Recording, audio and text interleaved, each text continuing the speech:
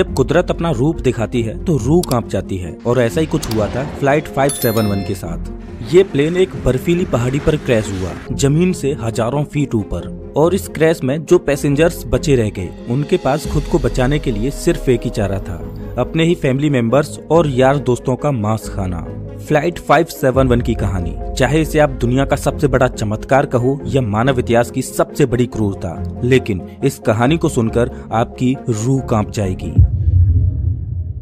ये दिल दहला देने वाली कहानी शुरू होती है 12 अक्टूबर 1972 को। साउथ अमेरिका के यूरुग्वाई देश से एक चार्टर्ड प्लेन उड़ान भरता है जिसको चिली देश की राजधानी सैंटियागो में पहुंचना है।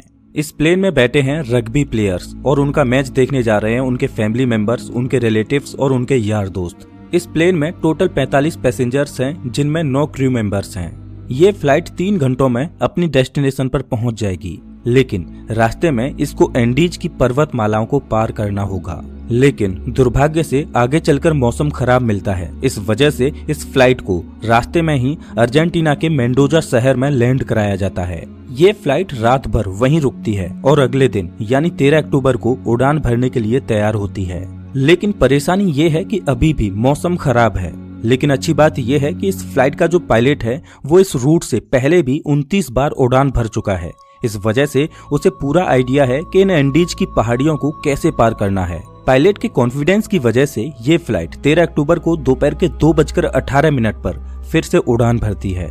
यहाँ से सैंटियागो पहुँचने में सिर्फ 1 घंटे का रास्ता बचा है और पायलट को पूरा भरोसा है कि 1 घंटे के बाद वो सही सलामत सैंटियागो में पहुँच जाएंगे। ये प्लेन करीब 18,000 फीट के एल्टीट्यूड पर उड़ रहा था और धीरे धीरे एंडीज की पहाड़ियों को पार करता जा रहा था। लेकिन आगे चलकर मौसम और खराब होता गया, जिस वजह से विजिबिलिटी और कम हो गई और पायलट को आगे कुछ भी दिखाई नहीं दे रहा था। अगर मौसम साफ होता तो पायलट आसपास की पहाड़ियों को देखकर आइडिया लगा लेता कि प्लेन कहाँ है, लेकिन इस समय तो पायलट केवल प्लेन के इंस्ट्रूमेंट्स पर ही निर्भर है।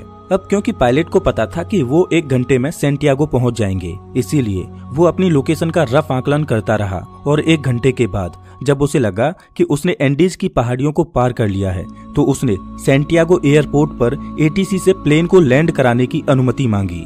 एटीसी ने पूछा कि क्या आपने एंडीज की पहाड़ियों को पार कर लिया है? तो पायलट ने कहा कि हाँ, उन्होंने एंडीज की पहाड़ियों को पार कर लिया है। एटीसी भी पायलट द्वारा दी गई लोकेशन पर ही निर्भर थी, तो एटीसी ने प्लेन को लैंड कराने की परमिशन दे दी और पायलट से कहा कि आप प्लेन को 11,500 फीट के एल्टीट्यूड पर ले आओ। 3:21 पर पायलट प्लेन के एल्टीट्यूड को धीरे धीरे घटाने लगा।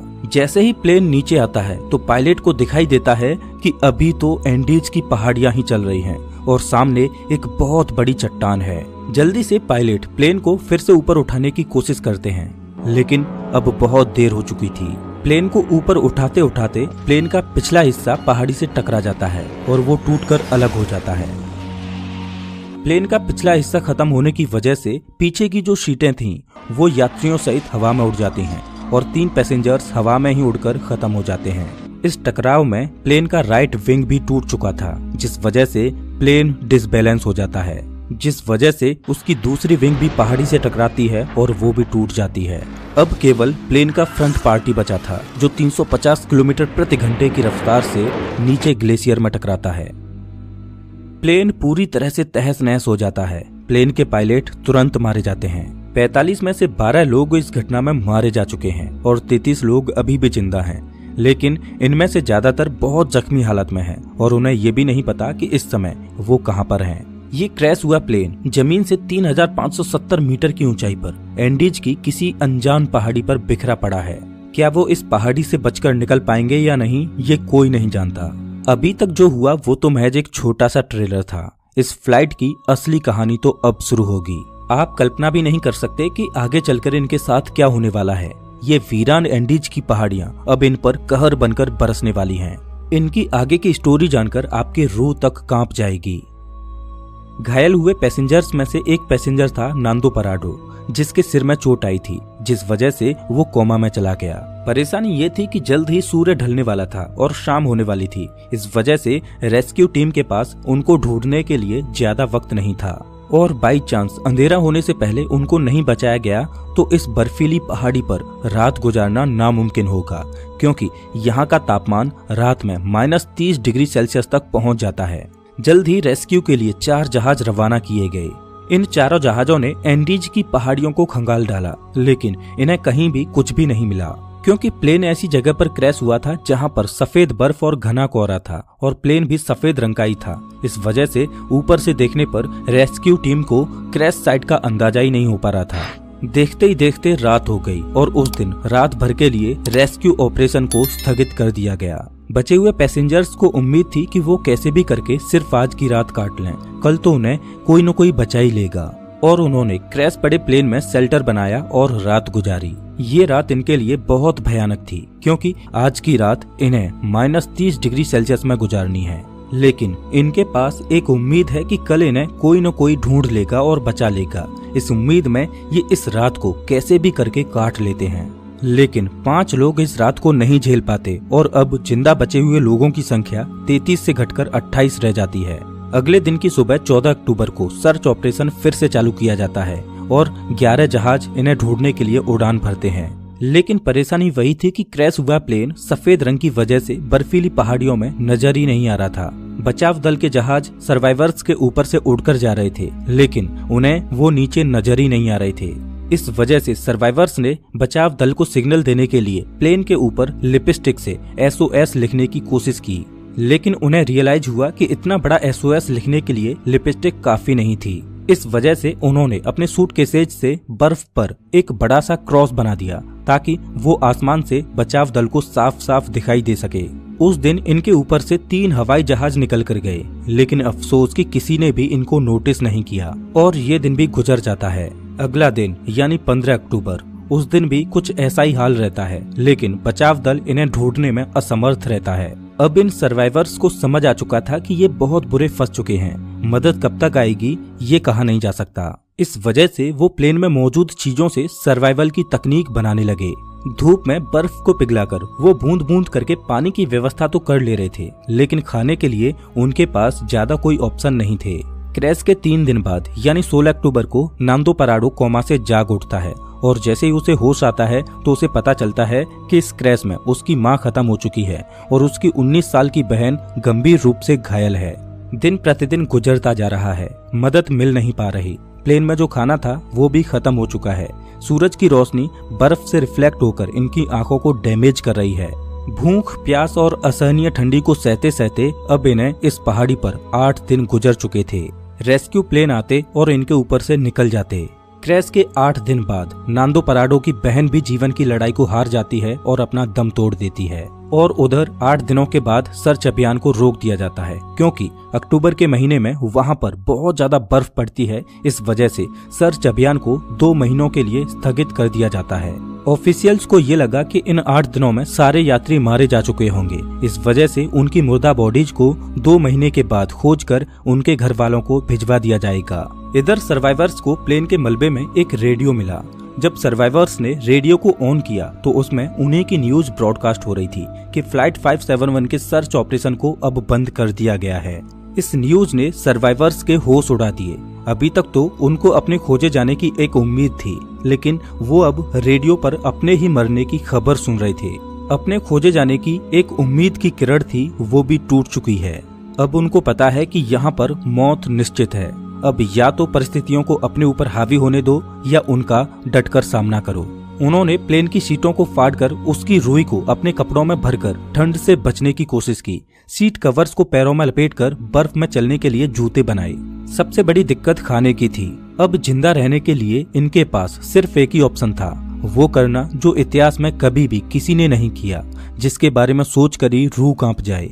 इन्होंने बर्फ में पड़ी अपने फैमिली मेंबर्स, रिलेटिव्स और जिनके साथ वो कभी खेले कूदे उन यार दोस्तों की मुर्दा बॉडीज को खाने का फैसला किया। हालांकि ये फैसला लेना उनके लिए बिल्कुल भी आसान नहीं था। एक एक करके दिन गुजरता जा रहा था। इनके पास खुद को बचाने के लिए कोई भी प्लान नहीं था। वो रात को ठंड से बचने के लिए टूटे पड़े प्लेन के अंदर ही सोते। लेकिन क्रैश के 16 दिन बाद यानी 29 अक्टूबर को कुदरत ने इनको एक और झटका दिया। वो रात में सो रहे थे और अचानक उन्हें पता चलता है कि पहाड़ से बर्फ का एक मोटा हिस्सा टूटकर नीचे गिर रहा है। ये एवलांच इतनी जोर से आया कि भारी मात्रा में मौजूद बर्फ ने उनके टूटे प्लेन को अपनी चपेट में ले लिया। उनका प्लेन बर्फ के नीचे दब चुका था और प्लेन के अंदर भी बर्फ घुस चुकी थी, जिस वजह से उनके लिए ऑक्सीजन की कमी हो गई और दम घुटने की वजह से 8 और लोग अपनी दम तोड़ देते हैं और अब केवल 19 लोग ही जिंदा बचे हैं, लेकिन वो भी बर्फ के नीचे दबे हैं। इस बर्फ से बाहर निकलने में इन लोगों को 3 दिनों का समय लग जाता है। अब इन्हें रियलाइज हो जाता है कि यहाँ रहेंगे तो एक एक करके सब लोग मारे जाएंगे। इससे अच्छा है कि इस पहाड़ी से बाहर निकलकर मदद ढूंढने की कोशिश की जाए। उन लोगों में ज्यादातर सभी जख्मी हालत में थे, इस वजह से वो इस पहाड़ी को पार करने में सक्षम नहीं थे। लेकिन 3 लोग ऐसे थे जो कम चोटिल थे, इस वजह से उन तीनों ने इस पहाड़ी से बाहर निकलकर मदद लाने का फैसला किया। उन्होंने रास्ते के लिए मांस के टुकड़े अपने साथ लिए और उनको ठंड से बचने के लिए सबसे मोटे कपड़े दिए गए।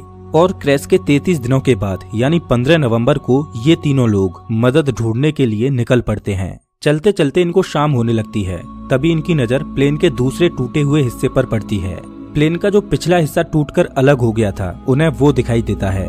जब वो उस मलबे के पास जाते हैं तो उन्हें उसमें खाने के लिए बहुत कुछ मिलता है। आज की रात उन्होंने इसी में गुजारने का फैसला किया। पिछले कुछ दिनों में आज की ये रात उनके लिए अच्छी रही। प्लेन के उस पिछले भाग में उन्हें एक बैटरी मिली। उन्होंने सोचा क्यों ना इस बैटरी को प्लेन के मेन बॉडी के पास ले जाया जाए और उसमें लगी कम्युनिकेशन डिवाइस को चालू करके मदद बुलाई जाए। लेकिन बैटरी का वजन 25 किलोग्राम था। इतनी भारी बैटरी को इतनी कमजोर हालत में क्रैश साइट पर ले जाना संभव नहीं था।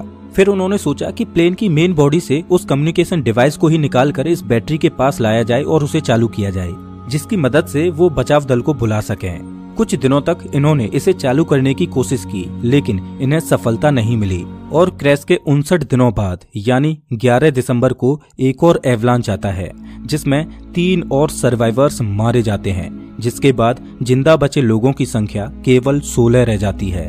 और अब ये तीनों नौजवान कैनेसा, पराडो और विजिंटेन बिना किसी गियर के ग्लेशियर पर चढ़ाई करने के लिए निकल पड़ते हैं। ये तीनों पश्चिम दिशा की ओर चलते चले जाते हैं, लेकिन ये बिल्कुल भी नहीं जानते कि जिस दिशा में ये जा रहे हैं उसमें कोई इंसानी बस्ती इन्हें मिल पाएगी या नहीं। उनको बस ये लग रहा था कि उनको इस सामने वाली पहाड़ी को पार करना है और उन्हें मदद मिल जाएगी, और उन्हें उम्मीद थी कि वो 3 दिनों में इस पहाड़ी को पार कर लेंगे। इसीलिए उन्होंने अपने साथ में सिर्फ 3 दिनों के लिए ही मीट की सप्लाई रखी। इन्होंने धागे से सिलकर एक स्लीपिंग बैग बनाया था, तो ये दिन भर बिना किसी गियर के पहाड़ पर चढ़ते और रात में एक ही स्लीपिंग बैग में तीनों चिपक कर सोते। खुले में बिना किसी सुविधा के -30 डिग्री सेल्सियस में रात गुजारना कोई आसान बात नहीं थी। चलते चलते इन्हें चौथे दिन की सुबह हो चुकी थी, लेकिन अच्छी बात ये थी कि वो अब उस पहाड़ी की चोटी पर पहुंच चुके थे। जैसे ही ये पहाड़ की चोटी पर पहुंचे तो इनके पैरों तले जमीन निकल गई, क्योंकि पहाड़ पर चढ़कर इन्हें पता चला कि वो इतने दिनों से जिस दिशा में चल रहे थे वो गलत दिशा थी। आगे रास्ता खत्म ही नहीं होता। अब क्योंकि उनके पास खाने की सप्लाई बहुत कम थी, इस वजह से उन्होंने फैसला किया कि उनमें से एक बंदा क्रैश साइट पर वापस चला जाएगा और 2 लोग आगे जाएंगे। इस वजह से विजिंटन वापस लौट जाता है और पराडो और कनेसा आगे बढ़ते रहते हैं। उस पहाड़ की चोटी पर चढ़ने के बाद इनको सही रास्ते का अनुमान हो जाता है और ये दोनों कई दिनों तक आगे बढ़ते रहते हैं और कुछ दिनों के बाद इन्हें नदी की एक छोटी सी धारा मिलती है।